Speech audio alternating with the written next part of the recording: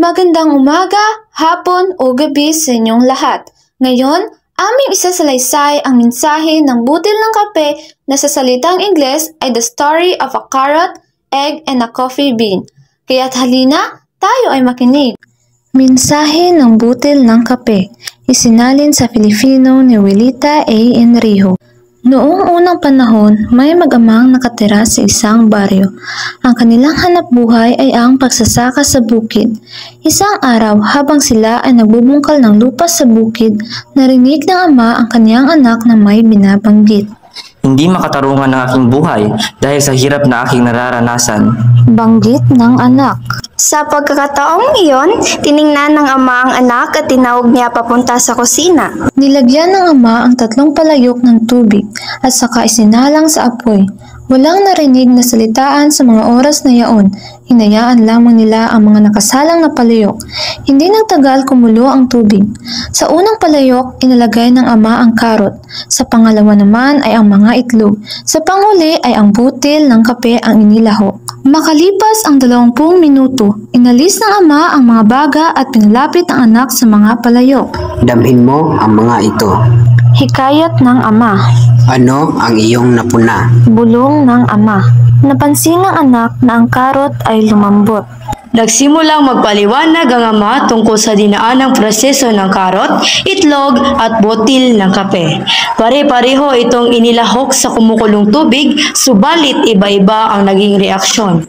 Ang itlog na may puti at manipis na balat bilang proteksyon sa likidong nasa loob nito ay naging matigas matapos mapakuluan. Ang karot na sa una ay matigas, malakas at tila di matitinag. Subalit matapos mailahok sa kumukulong tubig ay naging malambot na kumakatawan sa kahinaan.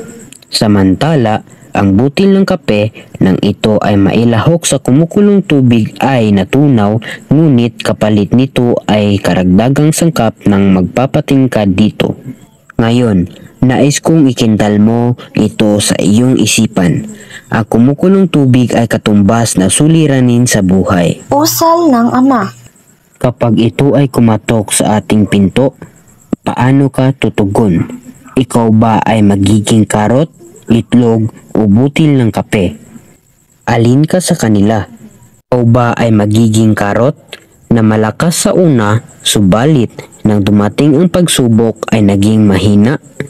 O kaya naman ay magiging tulad ng itlog na ang labas na balat ay nagpapakita ng kabutihan ng puso, subalit nagbago ng init ng kumukulong tubig? O maging tulad ka kaya ng butil ng kape na nakapagpabago sa kumukulong tubig, kapuna-puna na sa tulong ng butil ng kape, nadagdagan ng kulay at bango ang kumukulong tubig. Kung ikaw ay tulad ng butil ng kape, ikaw ay magiging matatag sa oras ng pagsubok. Higit sa lahat, ikaw mismo ang magpapabago sa mga pangyayari sa paligid mo. Paano mo ngayon hinaharap ang mga suliranin sa iyong buhay? Ikaw ba ay sumusunod lamang sa kung ano ang idinikta ng sitwasyon o nagsusumikap kang maging matatag sa harap ng mga pagsubok? Kaya anak, ikaw ba ay karot, itlog o butil ng kape? Tanong ng ama sa kaniyang anak. Ako ay magiging butil ng kape. Sagot naman ng kaniyang anak. Ang kwento ng mensahe ng butil ng kape ay ukol sa pagpapakita ng isang ama sa kanyang anak kung paano humarap sa mga suliranin sa buhay. Ito ay matapos magreklamo ang kanyang anak sa trabaho nito sa pagsasaka na waray hirap at pagod na sa ginagawa. Nagpahayag rin ang anak na hindi makatarungan ang kanyang buhay sapagkat tanging hirap lamang ang nararanasan niya. At dito nagtatapos ang kwento. Maraming salamat sa pakikinig. Ako nga pala si Angel Ruth Paha, ang tagapagsalaysay.